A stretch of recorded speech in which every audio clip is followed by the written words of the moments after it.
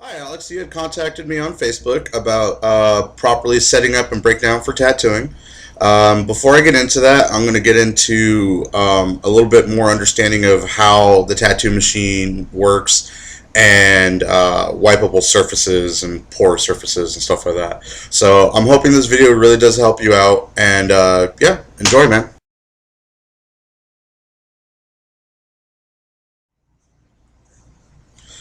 All right, man. So what we're going to get into first is the tattoo machine. Um, when running your machine, it sends a 15-foot splatter radius of ink and blood. Basically, when you're running your machine and the needle's going back and forth, it's sending a mist of blood and ink through the tip and up the tube and out into the air. So your machine, keep in mind, your machine is always contaminated. It's always considered bile at all times. After every use, you should wipe it down and use rubbing alcohol or whatever it is, wave aside, mat aside, cavicide. I recommend EnviroGuard. If you can somehow get a hold of that stuff, you might want to contact Dead Man's Hand Tattoo Supply here out of Vegas. They do deliver. Well, they ship out is really what I mean. So that's where bagging your machine, I understand, is always like a kind of like a weird argument between artists. Some artists like to bag the machine. Some artists don't like to bag the machine. A lot of people say other reasons. The real reason why people bag their tattoo machine is to keep that mist that's shooting up the tube from going into the air onto your face and stuff like that. So yeah, you don't have to bag your machine. I personally don't because it bogs my machine down. It cuts the oxygen flow between the two contact points. I mean, really, all you have to do is turn up, just twist your screw a little bit further, and it's fine. But I mean, it's not that big of a deal. Wrapping your cord, I do recommend always wrapping your cord. Um, Other than that, I mean, that's basically the whole argument about wrapping your machine.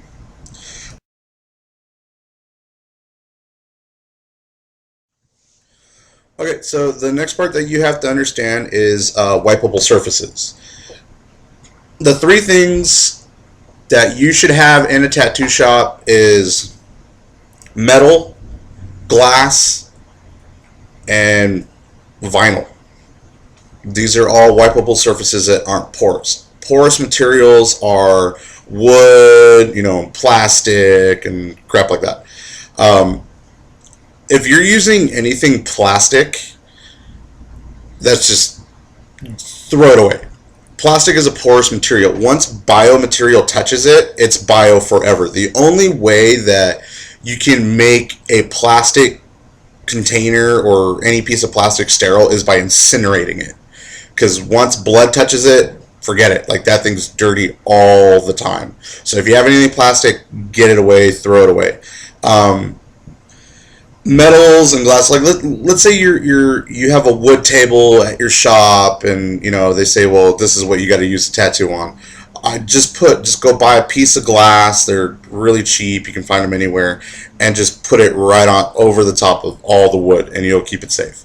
um, Metal is your best bet. Honestly, I think every tattoo artist should work off of a mile tray. It it's easy. You keep it clean. It's stainless. You don't have to worry about it, and your bio area stays in this one zone. And it's mobile, so it's a little easier to work with whatever kind of shop you're working with. Like the original video that I had of this was really well done, especially for the station that I had at my old shop. My old shop I had like the biggest station in the shop, so I was able to set it up the way I wanted. That was perfect. So this video is going to be a little half-assed, but you're going to get the idea. It's still all the same fundamentals. You know, when you buy a massage table, they're all made out of vinyl, so you're fine. I mean, it doesn't. It's not porous. It's wipeable. Whatever. Um, but yeah, I recommend using a mile tray. There are some artists that like to tattoo on top of their box, which is, for example, like this box here. They spray it down with whatever, and then they put saran wrap over it, and then they set up, or they put saran wrap and put their stainless steel tray on top. I think that's retarded. That's just dumb. I don't think you should ever do that, because if you knock anything over, and like I said, the splatter radius, it's a mist. So you're over here tattooing and it's shooting a mist. You're still running your machine. You're dipping in the ink. You're still running it. It's sending a mist downwards that's contaminating all of your shelves. And what's inside? All of your tattoo supplies. So all that blood and ink and mist is coming in and contaminating whatever you keep in it. So tattooing on top of your tattoo box, don't do it. Seriously, man, Myo trays, they're like $120 online. You can shop around, go in medical discount stores. Like, they're really cheap, man. Like, I got lucky. I got 2 of these things for $90. So you just check out a couple, like discount medical places, or check Craigslist, man. Check eBay. They're everywhere. I mean, they're not hard to find. If you're on a budget, I mean, you can probably find one. If not, you can just use the tray, honestly. Like, if you got a countertop, just, same thing, spray it down, throw your saran wrap over, and then put your tray on top, and you're perfectly fine. Just make sure your countertop's not, like, composite plastic or wood or anything like that, and it just gets all bad. But, okay, so that's that part, and now we're going to get into the breakdown stuff.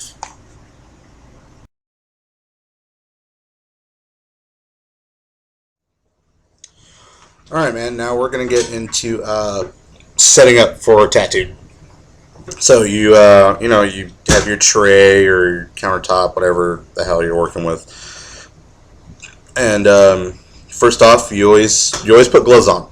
Always set up with gloves on. I don't care what anybody says. You set up with gloves. You don't touch what's in the jars. You don't touch what's in the box. Nothing with gloves. Basically what happens is whatever bacteria is on your hands is going to contaminate everything that you touch. So whatever's like in my box and in my jars, I don't touch with bare hands. It's all glove.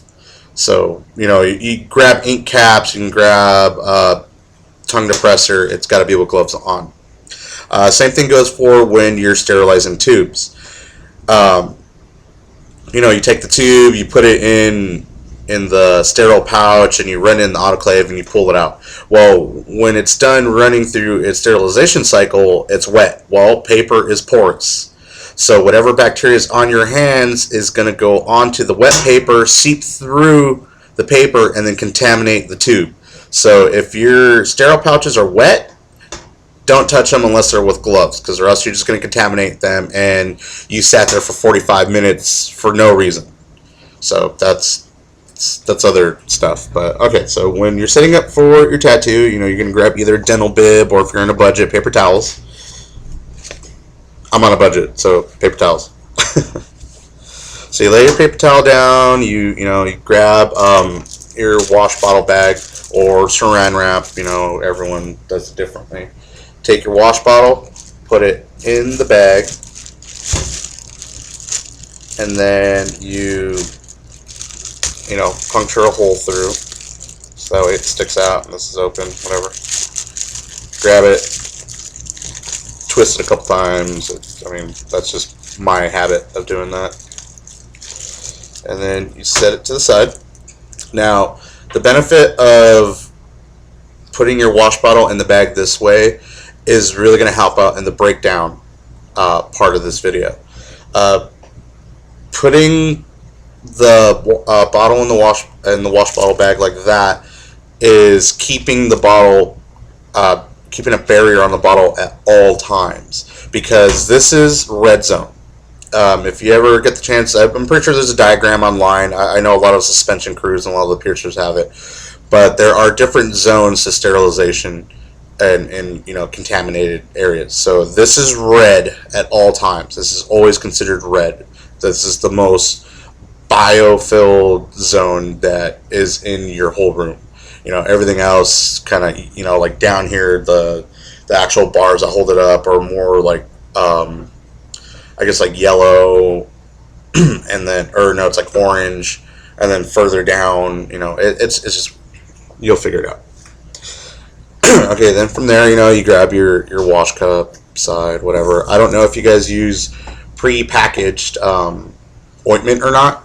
But I use tub of ointment, so I like the control of how much ointment I pull out. So, tongue depressor, grab your tube, and then you grab your needle. And then, you grab your machine, put it over here to the side, and grab your ink caps and throw them down. You should be keeping ink caps, rubber bands, razor blades, and tongue depressors all in glass jars at all times. I actually recommend putting a shelf up and putting all your jars there, and that's just you don't touch it ever with bare hands. Always want to use gloves. You have a shelf, you grab it, whatever, you throw it all down, and it's up and out of the way. So that's that part. Now, when you get into pouring inks, here, let me see. I recommend you should have a shelf also for your inks that are completely away and inside. Tattooing and keeping your inks on your tray or near your setup is the dumbest thing you can do, because you're just contaminating your bottle. So, you set up. I recommend that you set up the machine last. So you do all of this, you grab a machine really quick.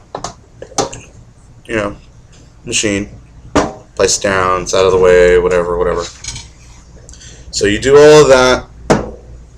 You prep the skin on your client, you shave them, throw those gloves away, place the stencil on, put a new pair of gloves on, place the stencil on them. If they like it, cool, until you get it right. Then throw your gloves away, and then come back and set up your machine. I'm not going to get into setting up a machine because that's not what we're here for. So you set up your machine, and during that time, the stencil's drying, so you have a little more leeway with, that stencil not wiping off later on.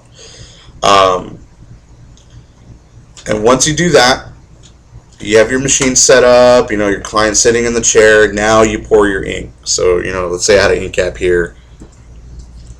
Pour your ink at least 3 to 4 inches above the ink cap, because you got to keep in mind ink will splash sometimes depending on how watered down your ink. Like, let's say you're using Kurosumi Black, that's just basically water, and you go like that, it's going to splash everywhere. And if you've been tattooing for a while and you want to refill your cup and you do it real low and it splashes, well, the contaminated ink in the ink cap is going to splash up and contaminate your whole bottle.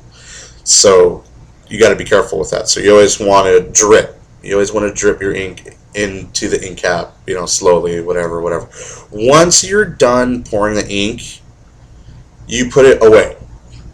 Like, just put it away. Don't put it you're setting up to tattoo, you pour the ink and go like that. All right, let's get tattooing.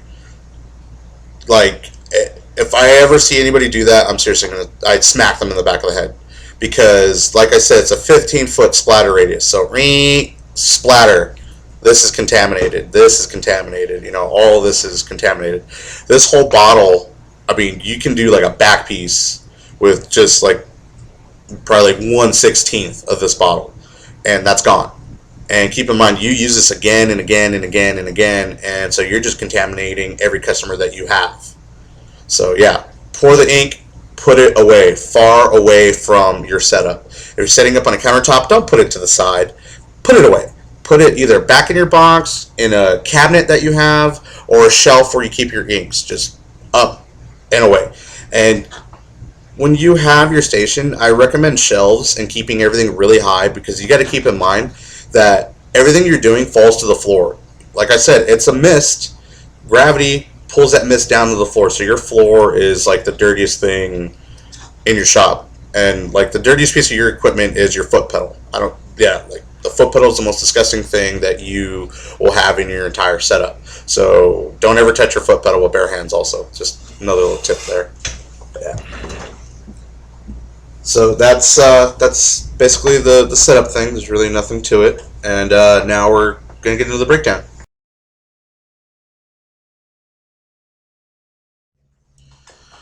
Alright, man, now we're going to get into the breakdown part. This is where it counts, the whole cross-contamination and stuff like that. So Once you're done tattooing, you have your machine, whatever.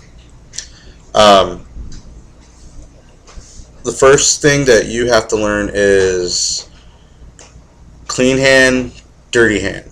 Now, it all varies on whether you're right-handed or left-handed. I'm right-handed, so my right hand is my clean hand, and my left hand is my dirty hand. So I'm only going to touch things that are clean with my right hand, and I'm only going to touch dirty things with my left. So the first thing that I do when I come to break down my setup is go for the wash bottle. So clean hand, I grab the nozzle and I unwrap the bag, and I I unwrap the bag and I pull it till this part tears off because it's a little cheap plastic bag. I pull that off, lay it down, and I put my wash bottle away, far away from my setup. And that's basically it. It's off my tray. It's away. If you're working on a countertop, you want to put it like up. Like I said, like shelves are really helpful. Just throw your wash bottle up on the shelf, and it's far away from wherever you're tattooing. So still clean hand, dirty hand. So now it's time to break down your machine. With the dirty hand, you're going to grab the grip because that's contaminated, and you're going to take apart your machine. What I like to do is unscrew the machine first a little bit so I have a little leverage on the needle. Pop the needle off, and it always gets stuck sometimes. So clean hand machine, put it away, put it in your box, whatever, and then this is here done. You just tip it over and let the needle fall out, and that's completely broken down. So when that's all said and done with, and you have everything just laying here, take your grip and go put it away in the dirty bin. If you're using a plastic dirty bin, get rid of it. Go get a stainless steel bin. Like that's your best bet. And I will show you what that actually looks like. Just grab it really quick.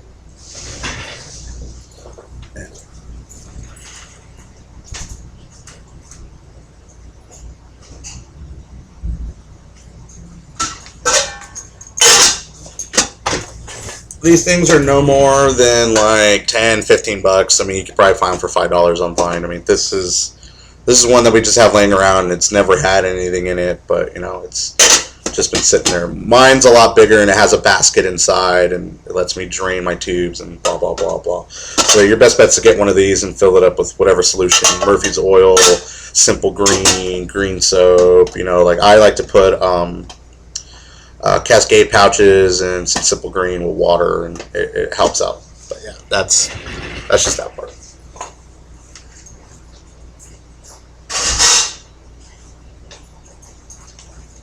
Alright, and then needle disposal, same thing. Once you get your wash bottle and your machine off your setup, I mean, both gloves are dirty. Like, it's fine, you can touch whatever, it's not that big of a deal. So you get rid of your needle, you put it in the sharps container, and these little rubber things, I mean, come on, man, they're like $1 for 500. Like, you don't need to keep them, throw them away. It's rubber. Rubber's porous. If that's contaminated every time you use it, so you don't need to keep them. Just throw it away. It's $1. So yeah, let me go throw that away.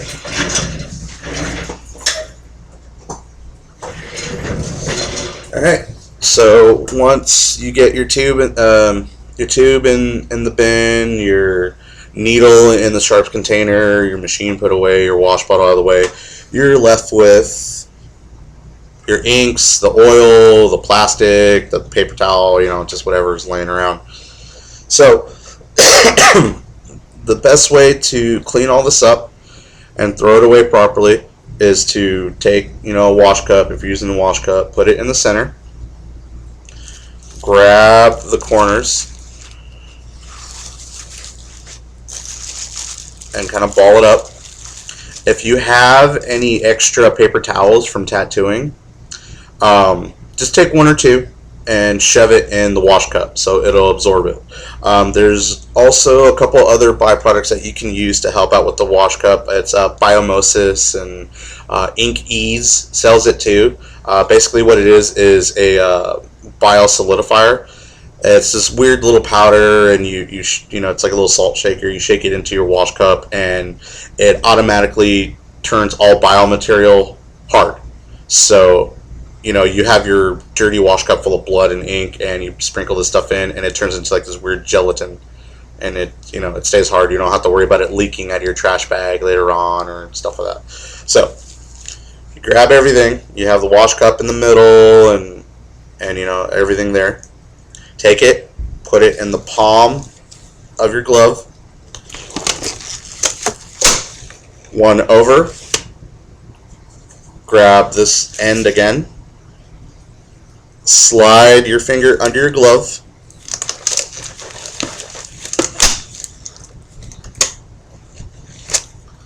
and look, your stuff's all in there. So you have your wash cup water being absorbed by the paper towels and dental bib or whatever you're using inside, and you're putting one protective barrier over all of that, and then you're putting another protective barrier over that. If you have like a lot of ink and water and you think it's going to leak out, it's going to take a while to get out of this before it actually, I mean, by the time it gets out of there, you'll probably be at the end of the day and throwing it in the dumpster. So that's that. You know, this is, it's all in here, and you just throw that in. So, once you do that, you grab your handy dandy, whatever it is that you use to, you know, discontaminate your bio area. I use EnviroGuard, like I said. So you take that and you spray it. And then, again, with another glove. Yes, I understand it's 10 cents a glove for tattooing, but hey, that's what they're there for. Grab that, and paper towel. And you don't really like scrub it clean, you just want to like smear it around a bit so you get all the areas. And you just let that sit there for a bit, or I mean, you can just spray it and walk away, and you know, and stuff like that. What I like to do is when I'm done tattooing, I will spray down my table where I just tattooed my client, or chair, or whatever you, I don't know if you guys have barber chairs or actual like tassel chairs, massage tables. But as soon as you're done tattooing, you know, okay, cool, you know, thank you, bye, and, you know, they walk out, and you know, they deal with the counter person, or you know, you get paid, and you know, walk them out the door. Come back and spray down your table real thoroughly, like soak the hell out of it, and then, like I said, just smear it around so that you're covering all the areas. EnviroGuard has a 30-second kill time, so like our stuff takes about 30 seconds for it to kill HIV, AIDS, hepatitis, all that, any kind of microbial life forms and junk, yeah, whatever. So you spray down your table and let it soak, and then you break this down, then you go over and, you know, smear it around, and then you spray this down, and then you go back and wipe it all up, and then you know, this has been soaking, you come back, and then that's when you scrub everything off.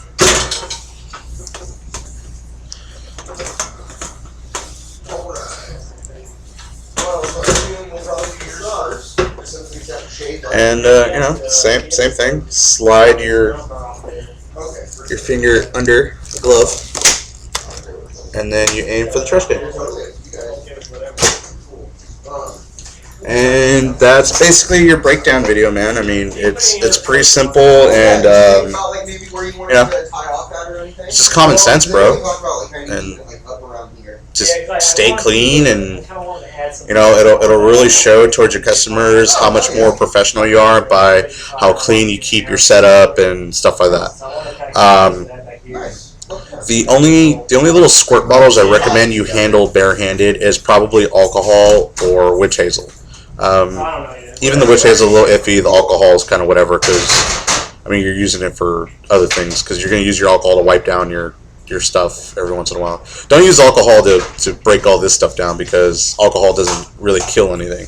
I mean it kills like 99% germs, but it doesn't kill like the extreme diseases. Like rubbing alcohol doesn't kill hepatitis, doesn't kill AIDS. It just cleans your area. One good question that you should ask yourself is, what can something be, or actually, what's the difference between clean and sterile? Clean means that something doesn't have any grime on it, but it doesn't mean it's sterile. Um, I can take a tube, and here I'll grab it like this. I can take a stainless steel tube, I can clean it, and if there's a little spot of ink in there, and I run it through the autoclave, this tube is sterilized. But it's not clean, it's dirty. Because it still has that piece of ink in there. And that piece of ink is basically dried out biomaterial, blood or skin or whatever like that. And then you're injecting someone else's dead skin and dead blood into someone else's body, which is going to cause an infection. This is also why we shave the skin. Hair is dead skin cells. That's all it is. So when you're injecting dead biomaterial into someone's skin, it causes an irritation and then causes infection. Long hairs, yes, they are a problem. You have to get rid of those, but it's the little baby peach fuzz that clogs up your needle and just causes a lot of issues. So you got to be pretty thorough with the razor. Don't cut them, but you know how that goes. But yeah, so this is where an ultrasonic comes into play also with metal tubing. You get done tattooing, whatever. You should be throwing these in an ultrasonic, not in a stainless steel tray. I recommend just buying a big ultrasonic or whatever. Don't buy the little jeweler white one that's for like $70. Like, actually spend some money, man. They're like $200. And yeah, I understand, but like, hey, man, if you want to be up and above and look more professional, you got to spend the money on your equipment. I mean, my machines, I spent like $400. My power supply is like $500. You know, the cord alone to my machine is like $60 that I had specially ordered from Pain Factory. So yeah, so when you're done tattooing, you should break down. This should go in ultrasonic, and then you run the ultrasonic. Ultrasonics also have a splatter radius also, so having it out in the open is pretty stupid too. You guys should have a dirty room, and in the dirty room you should have like a little cabinet where the ultrasonic is at. So you get done, you throw it in ultrasonic, you run it, it uses high frequency waves and heat to break up everything in the tube and gets it out of those little nooks and crannies. I understand a lot of people ask about their needles, about if they're one-time use and stuff like that. I'm more concerned about these things because no one really cleans them properly. Like, everyone just scrubs the inside and gets the tip and whatever, but they actually never take it apart and realize how much ink is surrounding this tube inside. Like, grab one of the artist's tubes and make sure he's one of the busy artists, and take it apart, open it up and take this out, and you'll see that this tube is like rusted and covered in like different colors of ink. It's pretty disgusting. Like, that's why you should go disposable. Now, I think when learning how to tattoo, you should use metal because of the weight. It steadies your hand, you learn how to work with it, and then you upgrade to disposables. Yeah, it gets a little pricey using them. I spend about probably like $100, a little like $120, $110 every like 2 weeks ordering disposables. So it gets a little expensive on your part, but hey, it's safer for your client. It's easier to clean up. I mean, because as soon as you're done tattooing, you throw this away. You don't have to clean anything. I got rid of all my metal like about a month ago. I haven't used metal in I don't know how long. So go disposable, man. All you really gotta do is jack up your price like $20 on your tattoo. Someone walks in and like, oh yeah, I want a little heart right here, and instead of being $100, you tell them 120. So it's just stuff like that. And pricing, yeah, it's whatever. So I hope this is really helpful, man. And hopefully you learned a lot. And if you have any questions, you're more than welcome to contact me on Facebook. And actually, I should probably be able to look at my face now. Sorry. Yeah, just give me a call, dude. You can get my number from JoJo, or you can get it off of Facebook. So if there are any other questions that I didn't really cover in this video, just let me know. All right, man. Well, good luck, dude.